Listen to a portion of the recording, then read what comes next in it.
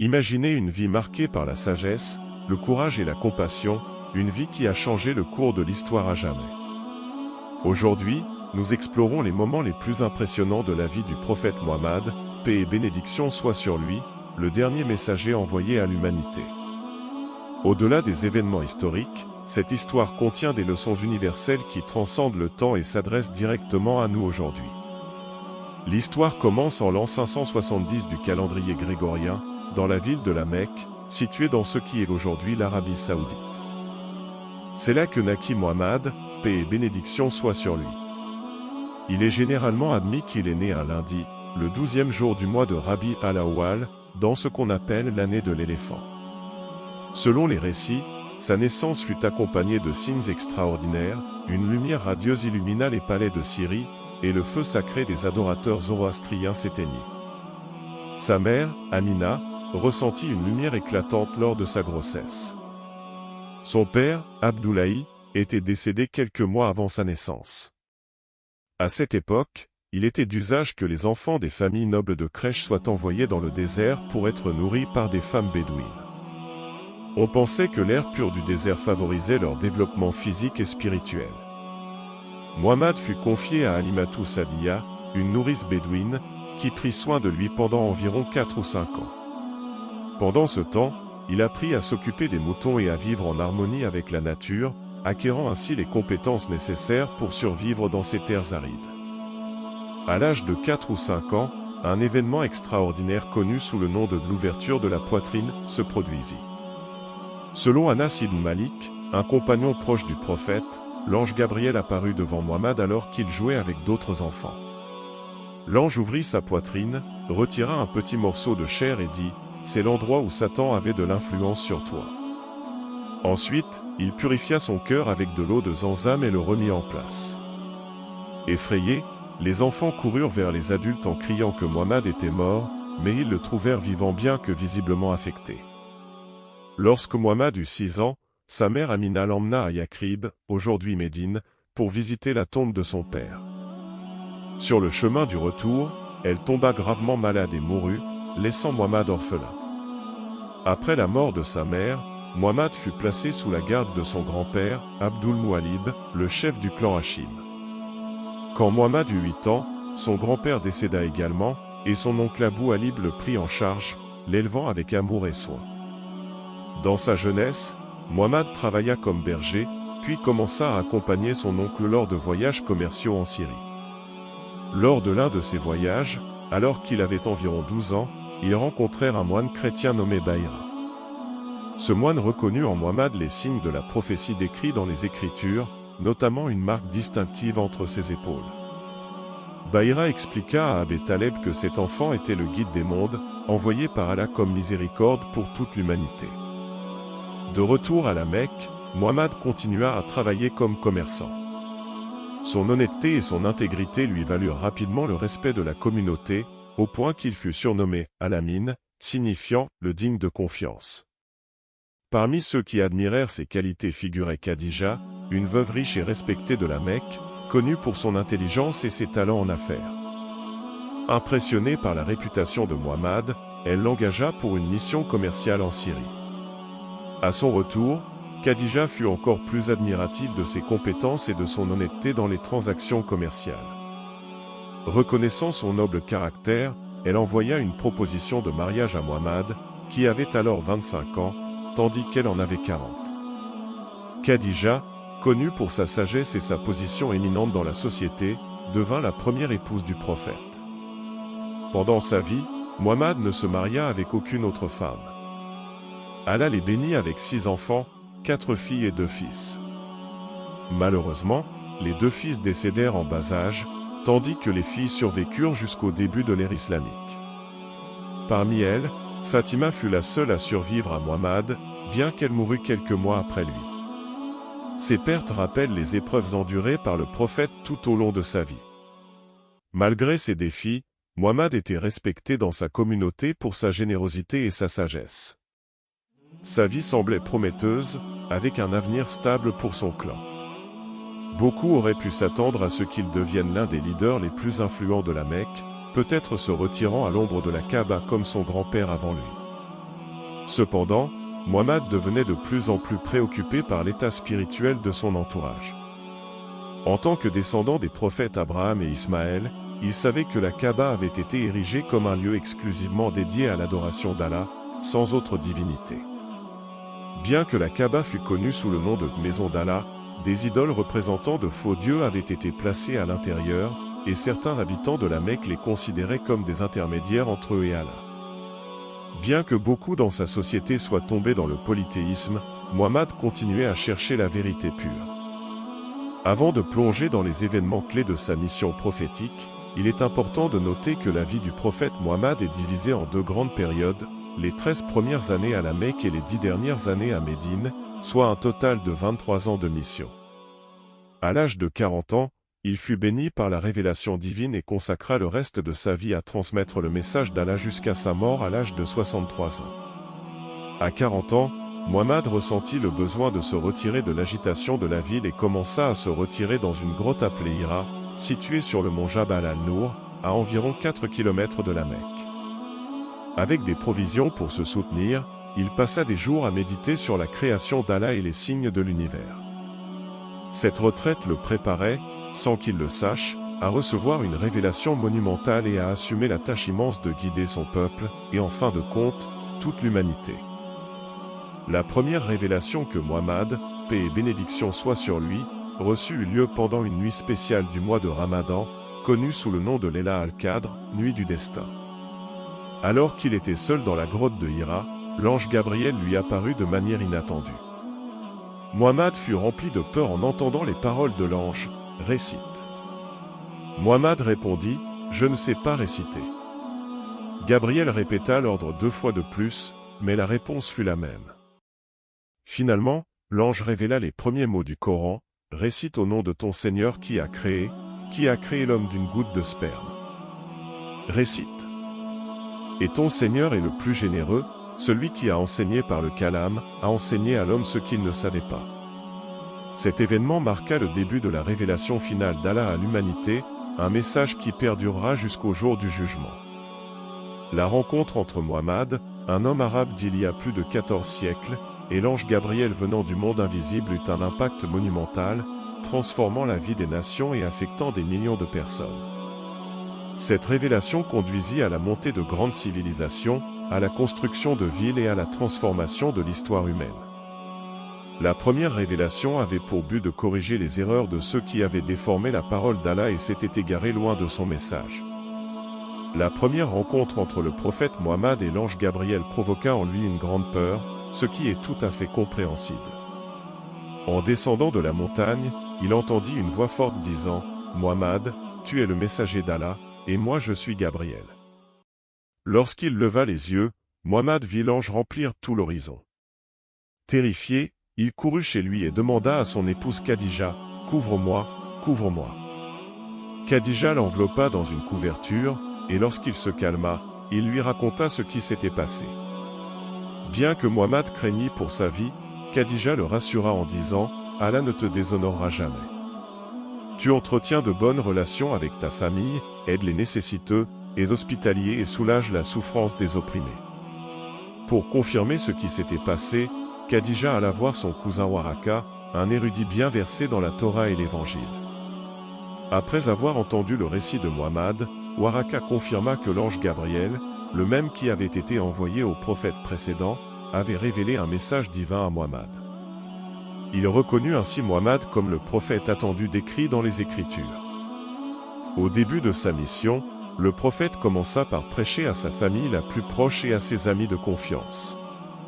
Khadija fut la première femme à embrasser l'islam, le jeune Ali, son cousin, fut le premier enfant à accepter le message, et Zaid, son esclave affranchi, fut le premier parmi ses serviteurs. Son ami proche Abu Bakr fut le premier homme libre à accepter l'islam. Des années plus tard, le prophète dira, « De tous ceux que j'ai appelés à l'islam, tous ont d'abord douté, sauf Abu Bakr. » Plus tard, le prophète reçut l'ordre de transmettre publiquement le message et de s'opposer ouvertement à l'idolâtrie. Au début, les chefs de crèche rejetèrent ce petit groupe de croyants, considérant que Muhammad était égaré. Cependant, avec le temps, ils réalisèrent que ce qu'il enseignait constituait une menace directe pour leurs croyances et pour le bien-être économique de la Mecque. Au début, ils se contentèrent de se moquer ouvertement de lui. Son oncle Abbé Libre, inquiet pour la sécurité de son neveu et celle de sa famille, lui suggéra d'arrêter de prêcher pour éviter les conflits.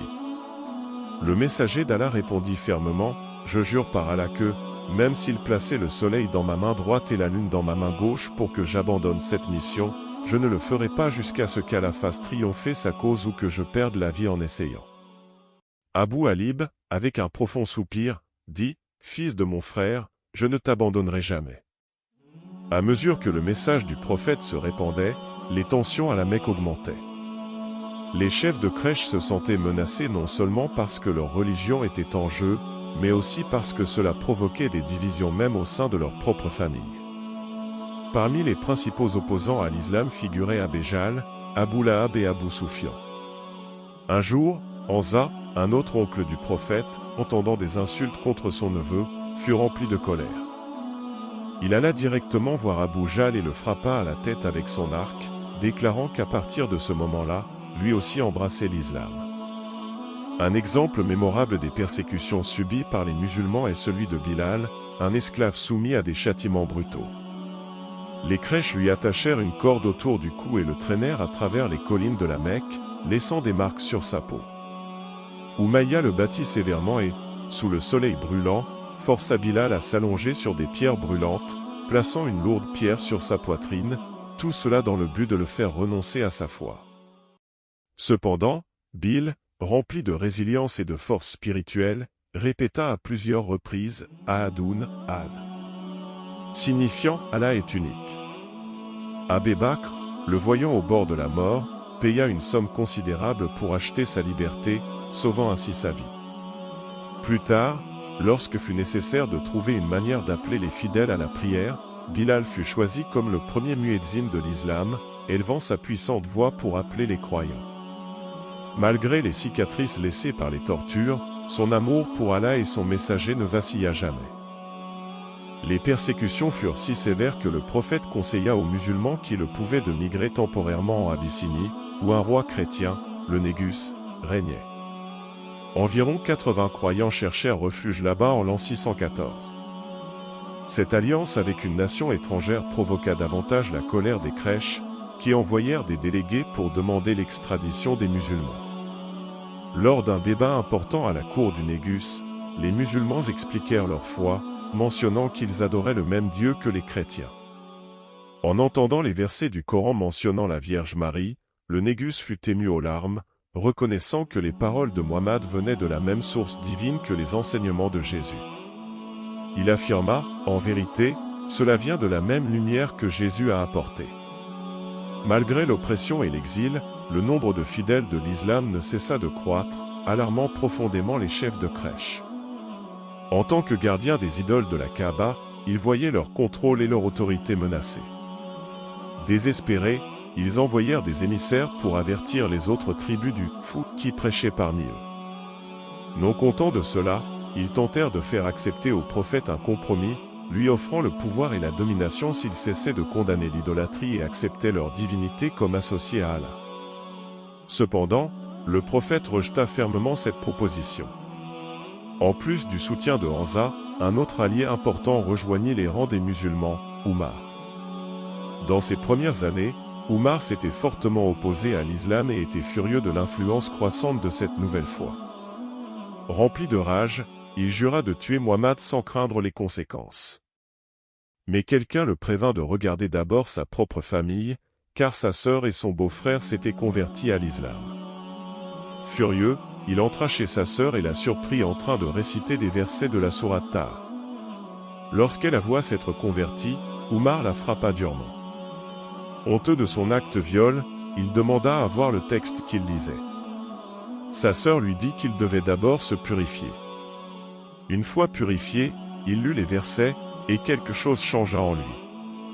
Ému par la beauté et la profondeur du Coran, Umar alla directement voir le prophète et déclara sa conversion à l'islam. L'hostilité des crèches atteignit son apogée lorsqu'ils réussirent à imposer un embargo économique contre le clan de Muhammad. Personne ne devait commercer avec eux à moins qu'ils ne livrent le prophète. Pendant 3 longues années, le prophète et ses compagnons furent confinés dans une forteresse dans l'une des vallées de la Mecque, endurant de grandes privations. Cependant, avec le temps, certains membres des crèches, émus par la compassion et fatigués de la situation, décidèrent de mettre fin au blocus. Lorsqu'ils retirèrent le document de l'embargo qui avait été placé dans la Kaaba, ils découvrirent que presque tout le parchemin avait été mangé par des fourmis, à l'exception des mots Bismika Allahumma, au nom d'Allah. En voyant cela, les chefs des crèches décidèrent de lever le blocus, permettant au prophète de circuler librement dans la ville. 6 mois après la levée du blocus économique, le prophète connut une année particulièrement douloureuse, connue sous le nom de l'année de la tristesse. Durant cette période, son oncle bien-aimé Abu Alib, qu'il avait protégé sans relâche, décéda. Bien que Abu Alib l'ait défendu jusqu'à la fin, il n'embrassa pas l'islam, malgré le profond désir du prophète de voir sa conversion. Cependant, Allah précisa que seul lui guide qui il veut, et que ce n'est pas aux humains de décider qui reçoit la guidance. Cette même année, le prophète subit une autre grande perte, la mort de sa fidèle épouse Khadija, qui avait cru en lui quand tout le monde le rejetait et l'avait soutenu dans les moments les plus difficiles. Avec elle, il avait eu tous ses enfants, sauf Ibrahim. La perte de ces 2 êtres chers plongea le prophète dans un profond chagrin. Après la mort de son oncle, les crèches intensifièrent leurs attaques contre lui. Le cœur lourd, le prophète décida de se rendre dans la petite ville de Taïf, espérant que ses habitants accepteraient son message et lui offriraient un refuge sûr. Cependant, la réponse fut extrêmement hostile. Les habitants de Taïf non seulement le rejetèrent, mais ils le lapidèrent jusqu'à ce que ses pieds soient ensanglantés. Même son serviteur fut blessé. Le prophète chercha refuge dans un jardin, où il s'assit sous un arbre et invoqua Allah. À ce moment-là, l'ange Gabriel apparut et proposa, avec l'aide de l'ange des montagnes, de détruire les habitants de Taïf pour leur cruauté. Cependant, le prophète, montrant sa miséricorde infinie, répondit « Je demande à Allah le Tout-Puissant que de leurs descendants viennent des gens qui l'adoreront sans rien lui associer. » Telle était la compassion du messager d'Allah, même au milieu de sa propre souffrance. Malgré les difficultés, le prophète ne perdit jamais espoir ni sa foi en Allah. En l'an 11 de sa mission prophétique, il épousa Aïcha peu après avoir vécu l'Isra et Miraj, où il monta aux cieux et rencontra plusieurs prophètes tels que Jean, Jésus, Joseph, Idriss, Aaron, Moïse et Abraham, paix et bénédiction soient sur eux tous. Au 7e ciel, il fut amené en présence d'Allah, qui établit l'obligation des 5 prières quotidiennes pour la communauté musulmane. Une tentative d'assassinat fut planifiée contre le prophète, mais une délégation de la ville de Yathrib, aujourd'hui Médine, située à environ 400 km de la Mecque, offrit refuge à lui et à sa communauté. Après 13 ans de prédication à la Mecque, la migration vers Médine marqua le début du calendrier islamique. Malgré les persécutions, le nombre de croyants ne cessa de croître, incluant les Ansars, les habitants de Médine, qui offrirent leur soutien inconditionnel aux musulmans. Le voyage vers Médine ne fut pas sans danger. Les crèches envoyèrent des personnes pour capturer le prophète pendant le voyage. Le prophète et son fidèle compagnon Abu Bakr se cachèrent dans une grotte pendant 3 nuits. C'est à ce moment-là que le prophète dit à Abu Bakr, « Que penses-tu de 2 personnes si Allah est le 3e avec elles ?» Et Allah révéla le verset, « Ne sois pas triste, car Allah est avec nous. » Après plusieurs jours de voyage par des routes peu connues, le prophète, paix et bénédiction soient sur lui, ainsi que ses compagnons, atteignirent un endroit près de Yathrib appelé Kubar. Là, il décida de rester quelques jours et pendant ce temps, il établit la première mosquée de l'histoire de l'islam. Peu après, il se dirigea vers Médine, où la construction de la mosquée du prophète commença. Cet endroit n'était pas seulement un espace de prière, mais aussi un centre d'apprentissage où les musulmans étudiaient leur religion. Le bâtiment était modeste, construit avec des troncs de palmiers et recouvert de branches. Après 13 ans de persécution et de privation à la Mecque, la mission du prophète entrait dans une nouvelle phase. Pendant la 2e année après l'hégire, Allah lui ordonna de changer la direction de la prière, Qibla, qui jusqu'alors était orientée vers Jérusalem, la redirigeant vers la Kaaba à la Mecque. Pendant longtemps, les musulmans avaient été pacifiques et patients face aux agressions, mais à partir de ce moment-là, ils commencèrent à former des alliances avec diverses tribus et à exercer une pression sur les Quraysh. Cela culmina avec la première grande confrontation de l'islam, la bataille de Badr. Bien que les musulmans fussent bien moins nombreux que les Quraysh, ils remportèrent une victoire décisive, aidés par le soutien d'Allah. Un an plus tard, une armée de 3000 hommes partit de la Mecque avec l'intention de venger la défaite de Badr et de détruire Médine. Bien que les musulmans aient initialement pris l'avantage, la désobéissance d'un groupe d'archers qui abandonnèrent leur position permit aux Quraysh de contre-attaquer, entraînant une défaite pour les musulmans. Pendant cette bataille, le prophète fut blessé, et plusieurs de ses compagnons perdirent la vie. L'un des moments les plus douloureux fut la mutilation du corps de Hamza, l'oncle du prophète, par Hind, l'épouse d'Abu Sufyan. La défaite lors de cette bataille affecta la réputation des musulmans parmi certaines tribus arabes et juives de Médine, qui leur avaient auparavant montré de la sympathie. Malgré ces revers, le prophète poursuivit sa mission, prenant des mesures contre ceux qui trahissaient les accords. C'est pendant cette période qu'il rencontra Safiya, qu'il épousa par la suite. Abu Sufyan, l'un des chefs les plus influents des Quraysh, comprit qu'il ne pouvait prolonger la lutte indéfiniment. Utilisant ses compétences diplomatiques, il commença à rassembler diverses tribus bédouines, dont certaines hostiles aux musulmans, dans le seul but de les détruire. En 5e année de l'Hégire, Abu Sufyan forma une armée de 10 000 hommes et marcha vers Médine, créant ainsi la plus grande armée jamais vue dans la région du Hijaz. De leur côté, les musulmans ne purent rassembler que 3000 hommes pour se défendre. Le prophète convoqua un conseil de guerre, et cette fois, il fut décidé qu'il ne fallait pas affronter directement l'ennemi. C'est alors que Salman al-Farsi, l'un des compagnons les plus proches du prophète et ancien esclave, proposa de creuser des tranchées autour de la ville, une stratégie inconnue des Arabes de l'époque. Le prophète approuva cette idée, et les musulmans travaillèrent sans relâche pour terminer les tranchées juste avant l'arrivée de l'armée des Quraysh. Pendant ce temps, les musulmans apprirent que la tribu juive des Banu Qurayza, qui leur avait été loyale jusque-là, avait décidé de s'allier aux Quraysh, créant ainsi une menace de l'intérieur de la ville. La situation semblait critique. Les ennemis furent accueillis par une pluie de flèches, se heurtant à l'obstacle inattendu des tranchées. Abu Sufyan et ses hommes, déconcertés, ne purent franchir cet obstacle et furent bloqués pendant des semaines. Avec le temps, la météo changea, des vents glacés et des pluies torrentielles commencèrent à frapper leurs troupes. Les Bédouins qui accompagnaient l'armée des Quraysh, espérant gagner des richesses, se démoralisèrent et commencèrent à se retirer un à un. Hommes et animaux succombèrent, et l'armée Abu Sufyan finit par se disperser. La bataille était terminée, et les Quraysh furent vaincus. En 6e année de l'Hégire, une trêve fut conclue entre les musulmans et les Quraysh, connue sous le nom de traité d'Hudaybiyah.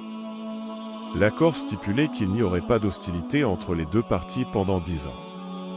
Bien que le prophète et ses compagnons durent retourner à Médine sans accomplir le pèlerinage à la Kaaba, ils furent autorisés à le faire l'année suivante. À partir de ce moment-là, l'islam se répandit plus rapidement, et des lettres furent envoyées à divers dirigeants de différentes nations, les invitant à accepter le message de l'islam. Pendant les 2 années qui suivirent la signature du traité, avant la conquête de la Mecque, le nombre de personnes qui embrassèrent l'islam dépassa celui de toutes les années précédentes réunies. Cependant, les Quraysh finirent par rompre le pacte, ce qui amena le prophète à rassembler tous les croyants aptes au combat et à marcher vers la Mecque. Les Quraysh, remplis de peur, se préparèrent à se défendre, mais furent rapidement dépassés. Sans effusion de sang, lorsque le prophète entra à la Mecque en conquérant, il ne chercha pas à se venger, malgré les injustices et atrocités que les Quraysh avaient commises contre les musulmans. Au contraire, il proclama une amnistie générale, surprenant et soulage la population. La plupart des habitants prêtèrent rapidement allégeance à lui. Le prophète ordonna le retrait de toutes les idoles de la Kaaba et déclara solennellement « La vérité est venue, et le faux a disparu ». En 10e année de l'Hégire, Muhammad entreprit son dernier pèlerinage, connu sous le nom de « pèlerinage d'adieu ». Accompagné de centaines de milliers de musulmans venus de toute l'Arabie, il monta sur le mont Arafat et prononça un sermon historique devant une foule immense. Dans ce discours, il rappela aux musulmans leur devoir envers Allah et leur responsabilité individuelle devant lui. À la fin de son sermon, il demanda « Ai-je transmis le message ?» La foule répondit en chœur « Oui, par Allah ». Ces mots confirmèrent que Muhammad avait accompli sa mission divine. Peu de temps après ce pèlerinage, Muhammad tomba malade. Conduit à la mosquée enveloppé dans une grande couverture, il récita les sourates protectrices du Coran, et quand il ne put plus le faire, son épouse continuait à réciter pour lui. Cette scène témoigne des grands bienfaits de ces sourates, notamment en temps de maladie. À l'âge de 63 ans, Muhammad décéda paisiblement dans sa maison à Médine, laissant derrière lui une communauté unie et un héritage spirituel inestimable. Abu Bakr, successeur du prophète, s'adressa à la communauté en ces termes : « Ceux qui adoraient Muhammad, sachez que Muhammad est mort. Mais ceux qui adorent Allah, sachez qu'Allah vit et ne meurt jamais. » Ces mots soulignent l'importance de maintenir la foi en Allah malgré la perte physique du prophète. L'héritage du prophète Muhammad, paix et bénédiction soient sur lui, reste vivant aujourd'hui, inspirant des millions de personnes à travers le monde. Dans le Coran, Allah dit, ô humanité, je suis le messager de Dieu pour vous tous. En ces temps difficiles, les musulmans sont encouragés à s'accrocher fermement au Coran et à la sunna du prophète Muhammad, paix et bénédiction soient sur lui. Cette histoire nous rappelle que, malgré les obstacles et les épreuves, la justice, la compassion et la foi peuvent transformer le monde. Muhammad, paix et bénédiction soient sur lui, reste un modèle de vertu et de conduite exemplaire pour toute l'humanité. Si cette histoire vous a touché ou vous a apporté une nouvelle compréhension, n'hésitez pas à laisser un like pour soutenir ce contenu. Vos réactions sont précieuses et m'aident à savoir si ces partages vous sont utiles. Pour ceux qui souhaitent approfondir leurs connaissances ou suivre davantage de récits inspirants, je vous invite chaleureusement à vous abonner pour ne rien manquer des prochaines publications. Ensemble, nous pouvons continuer à explorer des sujets enrichissants et spirituels. Enfin, vos commentaires sont plus qu'appréciés. Partagez vos pensées, posez des questions ou racontez-nous ce qui vous a le plus marqué dans cette lecture. Interagir avec vous permet non seulement d'enrichir la communauté, mais aussi de créer un espace où chacun peut apprendre et grandir. Que la paix, la bénédiction et la lumière d'Allah soient avec vous tous. Merci infiniment pour votre attention et votre soutien.